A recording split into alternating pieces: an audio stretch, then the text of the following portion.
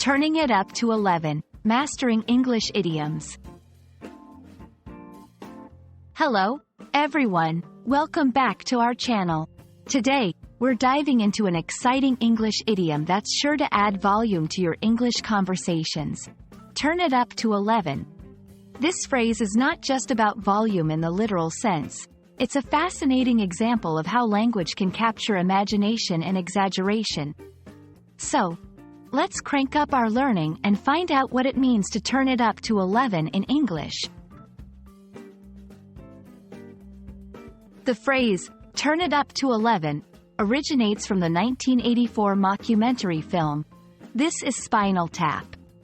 In a memorable scene, a character shows off an amplifier where the volume knobs go up to 11, instead of the standard 10. This extra level is humorously suggested to make the amplifier louder than others. The phrase has since become a popular way to describe doing something to the maximum degree, or going beyond the usual limits. When you turn it up to 11, you're intensifying whatever you're doing to the highest level possible. It's often used in contexts where someone is putting in maximum effort or when something is being amplified beyond normal. For example, if someone is really passionate about a project and giving it their all, you might say they're turning it up to 11. It's a versatile phrase that can apply to work, creativity, enthusiasm, or even the intensity of a party.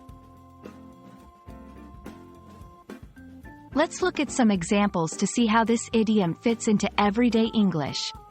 Work context. For the product launch, we really need to turn it up to 11 to impress our clients.